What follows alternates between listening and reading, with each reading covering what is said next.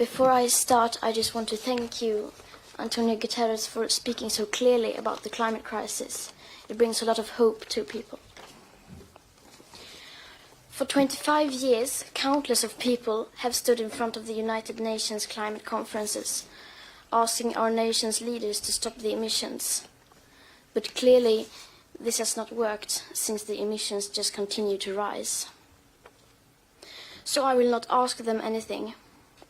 Instead, I will ask the people around the world to realize that our political leaders have failed us.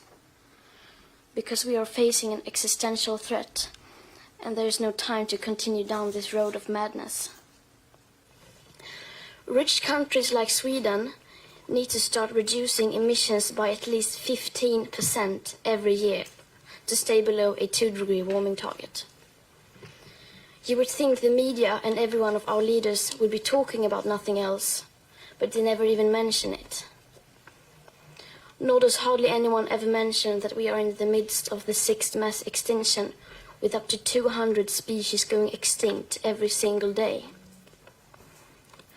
Furthermore, does no one ever speak about the aspect of equity, clearly stated in the Paris Agreement, which is absolutely necessary to make it work on a global scale. That means that rich countries, like mine, need to get down to 0 emissions within 6 to 12 years with today's emission speed.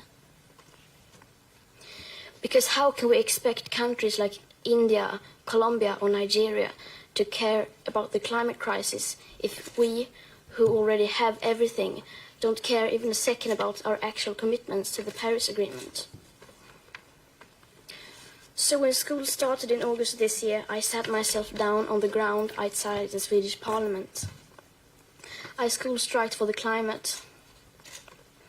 Some people say that I should be in school instead. Some people say that I should study to become a climate scientist so that I can solve the climate crisis. But the climate crisis has already been solved. We already have all the facts and solutions.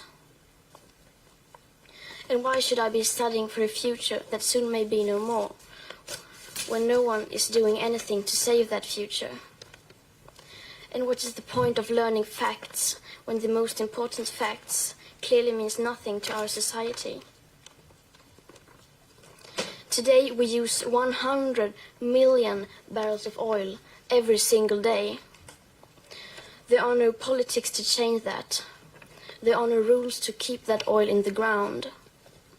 So we can no longer save the world by playing by the rules, because the rules have to be changed.